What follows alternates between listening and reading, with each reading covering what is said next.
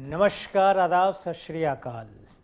मैं हूँ इरशाद राही, लेकर आया हूँ आपके लिए एक बहुत ही जानदार शानदार शो, दिल की बात इरशाद राही के साथ। जैसा कि आप जानते हैं कि इस प्रोग्राम में मैं आपको रूबरू कराता हूँ कला, संगीत और साहित्य और फिल्म की जानी मानी हस्तियों से। आज मैं आपको रूबरू कराने जा रहा हूँ एक ऐसी शायरा, एक ऐसी कवित्री से जिनकी अभी हाल में ही एक किताब प्रकाशित हुई है जिसका नाम है मैं निशा हूँ, और ख़ुद इनका नाम भी निशा है, निशा सिंह नवल। तो इनसे रूबरू होंगे हम लोग अभी, और साथ ही साथ जानेंगे इनके दिल में क्या क्या बातें हैं जो किसी प्लेटफॉर्म पर नहीं बोल पाई हैं, नहीं कह पाई हैं। तो नवल सिंह जी, नवल, आपका बहुत स्वागत, हार्दिक अभिनंदन, बहुत खैर धन्यवाद मकदम सर। बहुत धन्यवाद कि सर। आप हमारे शो में आई हैं। और आज आपसे बहुत ढेर सारी बातें की जाएंगी, आपसे दिल की बातें की जाएंगी। आपके मन में क्या क्या है, क्या क्या बातें हैं, क्या ख्वाहिशात हैं, क्या आरज़ुएँ हैं जो आज तक आप पूरा नहीं कर पाई हैं। तो सबसे पहले मेरा सवाल होगा कि आप इस दुनिया में कब आई? सर मैं 20 जून 88 में आई। अच्छा, जी तो अगर आप इस दुनिया में ना आती तो क्या कोई फ़र्क पड़ जाता? नहीं सर, कोई विशेष फर्क नहीं पड़ता। दुनिया जैसे चल रही वैसे चलती। मैं तो समझ रहा हूँ मेरे आने कि से साहित्य की एक कड़ी कम रहती, आपके आने से साहित्य में जो एक जगह खाली थी उसको आपने पूरा किया है। ऐसा नहीं महसूस करती हैं आप? जी सर, बिल्कुल हो सकता है ऐसा, क्योंकि दुनिया में हर इंसान जो है किसी न किसी मकसद से आया है और वो अपना मकसद पूरा करके यहाँ से विदा ले लेता है, ऐसा मुझे लगता है। तो मैं भी किसी उद्देश्य के तहत आई हूँ और वो मुझे पूरा करना है। अच्छा, ये बताइए, अपने मन की बात बताइएगा इस जी सर। प्रोग्राम में, जैसा कि इसका टाइटल ही है दिल की बात, जी सर। कि मतलब किसने चोट दे दी आपको कि आप एक गीतकार बन गई? चोट तो मुझे किसी ने नहीं दी, लेकिन हाँ, मैंने अपने जब पापा को खोया तो उसके बाद इतना दर्द, इतना मतलब तकलीफ़ अंदर से था जिसे बयां कर पाना मेरे लिए मुश्किल है। ये वही शख्स समझ सकता, वही बच्चा समझ सकता है जिसने अपने मतलब माँ बाप को खोया हो, जिसके सर पर छाँव नहीं हो। तो जब पापा मेरे ख़त्म हुए, मुझे लगा कि जैसे मेरे पाँव के नीचे से ज़मीन और आसमान किसी ने खींच लिया हो सर। लिखती क्यों हैं आप? तो बस इसीलिए सर, पता नहीं, जो मन के भाव आते थे, जो व्यथा किसी से जो कह नहीं पाती थी, वो मैंने लिखना शुरू कर दिया उसको। अपने पापा के लिए भी मैंने बहुत सारी रचनाएं लिखी हैं, वो कभी न कभी प्रकाशित होंगी। तो बस यही वजह थी कि अच्छा, मैं कलमकार आप तो बनी। मैरिड हैं, जी सर। क्या नाम है आपके साहब का? मेरे हस्बैंड का नाम मिस्टर शिव सूरज सिंह है। अच्छा, यही। तो ये लव मैरिज है या अरेंज मैरिज है या लव प्लस अरेंज है? सर ये अरेंज मैरिज है, लेकिन अभी बहुत सारा लव है। कितना सारा? बहुत साल हो गया है। अच्छा, तो झगड़ा होता है? नहीं सर, कभी नहीं। लेकिन हमको तो खबर मिली है कि आप झगड़ा करती हैं उससे। नहीं सर, हैं? नहीं, कभी भी नहीं झगड़ा। सच नहीं बोल रही हैं आप? नहीं सर, बिल्कुल सच बोलती हूँ, अभी तक कभी झगड़ा नहीं हुआ। छोटी मोटी ऐसी बातें होती, लेकिन वो बातें मायने नहीं रखती हैं।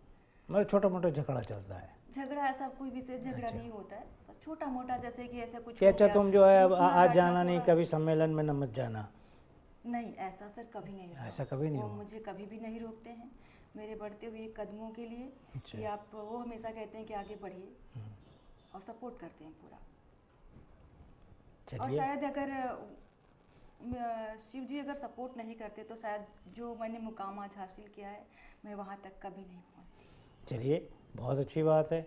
और ये बताइए कि घर में सत्ता किसकी चलती है? सत्ता तो सर दोनों की चलती है। फिर वही सत्ता दोनों की चलती है, क्योंकि अगर कहते हैं घर में तो सत्ता पत्नी की चलती है। वो चलती है, लेकिन दोनों आप के सच नहीं कह रही हैं, सच नहीं कह रही नहीं हैं। सर, वो ऐसा है कि दोनों की चलती है।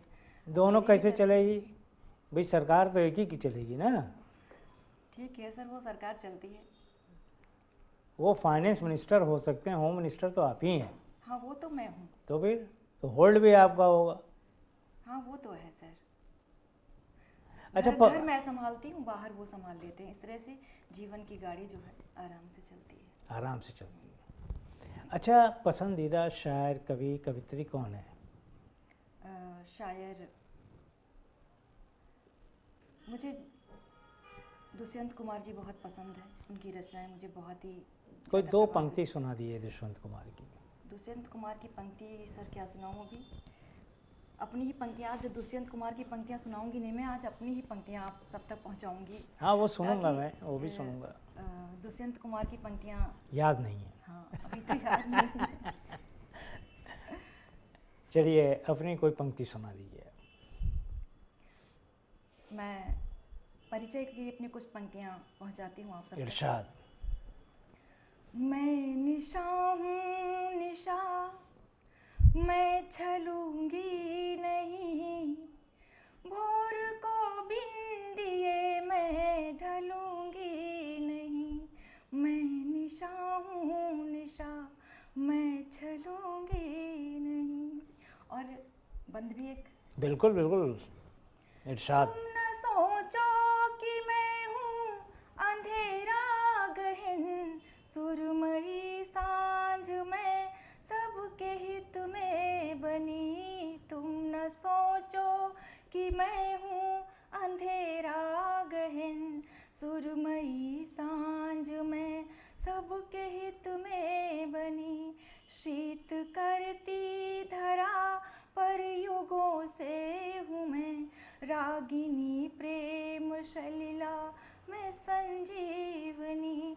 मैंने तप से स्वयं को है शीतल किया, सूर्य के ताप से मैं जलूंगी नहीं। मैं वाह। निशा हूँ निशा, मैं जलूंगी नहीं। आप कहे तो और एक दो बंद सुना हाँ देते हाँ, हैं। सुनाइए। कि हो खुशिया चुभे शूल सी वेदना, प्रीत की रीत है जो निभाऊंगी मैं। हो खुशिया चुभे शूल सी वेदना, प्रीत की रीत है जो निभाऊंगी मैं। लेके आगोश में पीर मन की हरूं, गम के साए तले मुस्कुराऊंगी मैं। वक्त फिसले भले रेत जैसा मगर, वक्त फिसले भले रेत जैसा मगर, छोड़ कर पर तुम्हें मैं चलूंगी। क्या कहने, क्या कहने। मैं निशा हूँ निशा, मैं चलूंगी नहीं। बहुत शुक्रिया सर। और इसका अंतिम बंद देखिएगा। जी जी, इरशाद।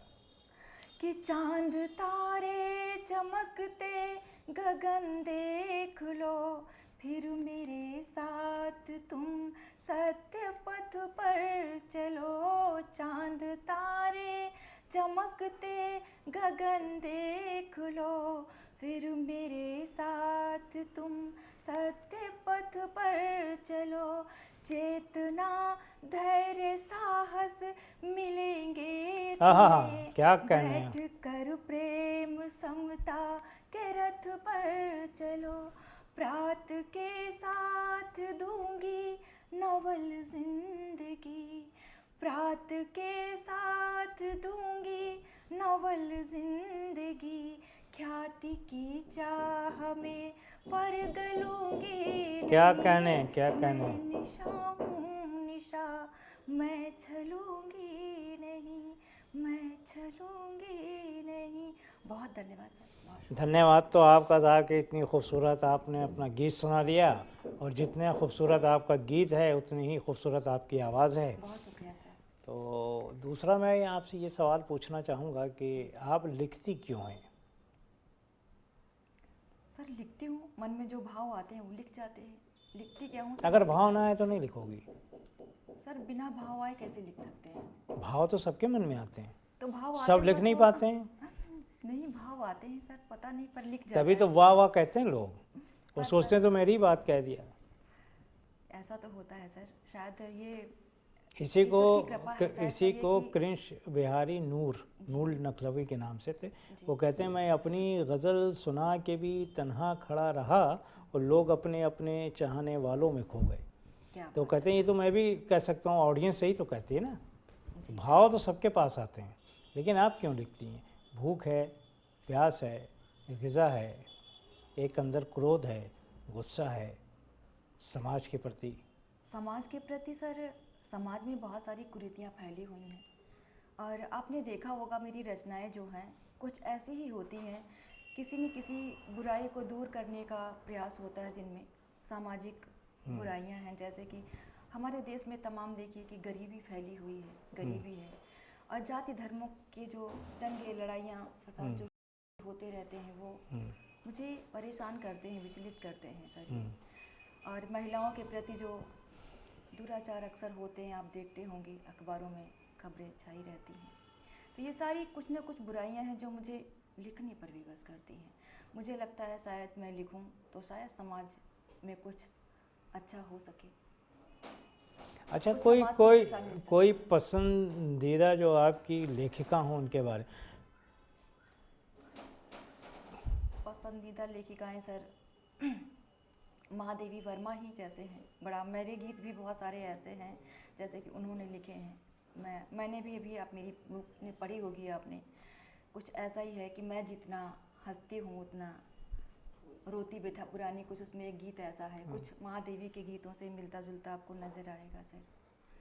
चलिए एक गीत और सुनाइए आप। अब सर मैं एक आप तक गज़ल पहुँचाती हूँ। अरे वाह, गज़ल क्या भी मैं गाना। लिखती हूँ। वैसे हर विधा पर मेरी कलम चलती है। एक गज़ल मैं आप सब तक पहुँचाती हूँ। इरशाद। दिलों के बीच मुझे फासला कबूल नहीं, दिलों के बीच मुझे फासला कबूल नहीं, वाह, दिलों के बीच मुझे फासला कबूल नहीं, बिना वजह के अगर हो गिला कबूल क्या कहने, नहीं, क्या कहने। दिलों के बीच मुझे फासला कबूल नहीं। और सर इसका शेर देखिएगा, यहाँ वो लोग नहीं बच सकेंगे मुश्किल से, यहाँ वो लोग नहीं बच सकेंगे मुश्किल से, जिन्हें बुजुर्गों का एक मशवरा कबूल नहीं, दिलों के बीच मुझे फासला कबूल नहीं। और सर इसका अगला शेर कुछ इस तरह से है, बहुत शुक्रिया के साथ में। कमाई का मुझे भी शौक है, हुनर भी है, कमाई का मुझे भी शौक है, हुनर भी है, मगर बुराई का ये रास्ता कबूल नहीं, क्या कहना। दिलों के बीच मुझे फासला कबूल नहीं। बहुत शुक्रिया सर जी। और अगला शेर देखिएगा। जी जी, इरशाद। बड़ा हौसले वाला शेर है। भले ही सूल चुभे, भले ही लाख चुभे सूल मेरे पाँवों में, भले ही लाख चुभे सूल मेरे पाँवों में, सफर को छोड़ के पर लौटना कबूल, क्या कहने, क्या कहने। दिलों के बीच मुझे फासला कबूल नहीं। और बहुत शुक्रिया सर। और देखिए अगला शेर मैं क्या कहती हूँ। अमन पसंद हूँ शहरे अमन में रहती हूँ, अमन पसंद हूँ शहरे अमन में रहती हूँ, जो आए मुल्क सरर से हवा कबूल नहीं, दिलों के बीच मुझे फासला कबूल नहीं। और सर इसका बड़ा ही मन पसंदीदा मेरे स्वाभिमान का शेर है। कटा तो सकती हूँ सर अपना मैं सरी महफिल, कटा तो सकती हूँ सर अपना मैं सरी महफिल, मगर कोई भी गलत फैसला क्या कहने, बहुत बढ़िया। मगर कोई भी गलत फैसला कबूल नहीं। और एक सभी के हवाले करती हूँ मोहब्बत का शेर। नवल ज़माने में चर्चा करो मोहब्बत का, नवल ज़माने से चर्चा करो मोहब्बत का, अमल खुदा को भी उसके सिवा कबूल क्या नहीं, कहने। अमल खुदा को भी उसके सिवा कबूल नहीं, दिलों के बीच मुझे फासला कबूल नहीं, दिलों के बीच मुझे फासला। क्या कहने साहब, बहुत बढ़िया, बहुत बहुत बढ़िया। धन्यवाद, बहुत शुक्रिया। लेकिन ये बताइए कि लोग कहते हैं कि मोहब्बत करना चाहिए और मोहब्बत के हम शैदाई हैं, मोहब्बत के साथ चलने वाले लोग हैं, जी सर। लेकिन जब सामने कुछ बात आती है तो आदमी तो नफ़रतों की बातें करने लगता है। सर उसके कुछ हालात होते होंगे, लेकिन मोहब्बत में नफ़रत कहाँ से आ जाती है? जो मोहब्बत करते वो कहाँ नफ़रत करते होंगे? वो नहीं करते ना, हाँ समाज करता है, घर परिवार करता है, लाठी डंडे उठा लेते हैं, कटारी उठा लेते हाँ हैं। सर, समाज रोकता है मोहब्बत करने लेकिन समाज तो कहता है कि हम मोहब्बत के ही अलमबरदार हैं, मोहब्बत हाँ के साथ चलने वाले हैं। तो ये विरोधाभास क्यों? सर ये पता नहीं क्यों, ये तो मैं भी नहीं समझ पाई आज तक कि एक तरफ तो प्यार करने वालों को मतलब प्यार करने वालों को अच्छा माना जाता है, दूसरी तरफ ये समाज प्यार करने भी नहीं देता। ये तो सर मैं खुद नहीं समझ पाई आज तक। इस प्रश्न का हल तो मेरे पास भी नहीं है। क्यों, आप तो साहित्यकार हैं, आपके पास तो होना चाहिए। सर साहित्यकार तो आप भी हैं सर, तो आप ही अभी तो बता मैं होस्ट हूँ। दीजिए। सर तो क्या हुआ, होस्ट हैं तो क्या हुआ, मुझे भी हल मिल जाएगा। नहीं तो मुझसे तो किसी ने नहीं पूछा ना सवाल। जब सर मैं चलिए मैं जब पूछती ज, हूँ, नहीं ये जब ऐसा क्यों जब है सर? जब आप मैं जब अभी आप होस्ट होंगी उसकी तब मैं भी पूछिए। अभी मान लीजिए कि मैं ही होस्ट हूँ, आप बता दीजिए सर ऐसा क्यों होता है? आप बड़े हैं और मुझे भी इसका हल चाहिए ही। क्या चाहिए? प्यार मोह हल इसका कि मतलब ऐसे आखिर क्यों ये समाज रोकता क्यों है प्यार करने वालों को? क्योंकि प्यार करने वाले डरते हैं ना, इसलिए रोकता है। जो डर गया वो मर गया। सर ये इसका हल नहीं है। फिर क्या है? समाज को ऐसे नहीं करना चाहिए, वैसे जो प्यार करने वाले हैं उन्हें करने देना चाहिए मेरी समझ से। चलिए, अब कोई ऐसी प्रॉब्लम आएगी तो मैं आपको खड़ा करूँगा, इनको सपोर्ट कीजिए। आप करेंगी? बिल्कुल हाँ सर, करूँगी मैं। ठीक प्यार है। करने वालों को बिल्कुल सपोर्ट करूँगी। चलिए। लेकिन हाँ, जो प्यार करने वाले हैं उनको भी थोड़ा सा ध्यान रखना है अपने, जैसे कि माता पिता हैं उनका भी ध्यान रखना है कि उनके मान सम्मान को किसी तरह की आँच ना आए, और प्यार करें लेकिन बाकी चीज़ें भी ध्यान में रखें, है ना सर? प्यार करने वाला ध्यान में कहाँ रखता है? कहते हैं ये इश्क नहीं आसान, इतना तो समझ लीजिए, एक आग का दरिया है और डूब कर जाना है। जब वो ध्यान ही रखेगा तो इश्क कहाँ कर पाएगा?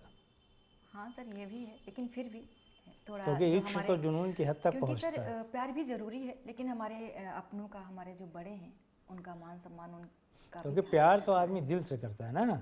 हाँ सर दिल से और करता आप है। जो बात कह रही हैं वो दिमाग की सारी बातें बता रही हैं।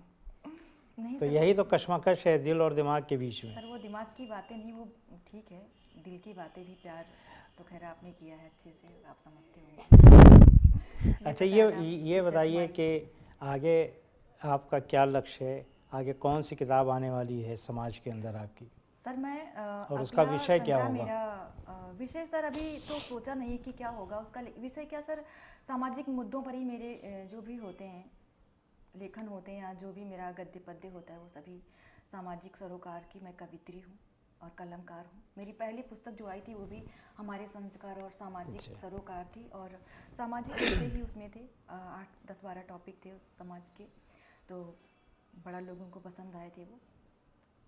तो आगे भी कुछ ऐसी रहेगी। मैं गज़लें जो लिखती हूँ वो भी मेरे उसमें भी यही सब चीज़ें होती हैं, आपने देखा होगा, है ना?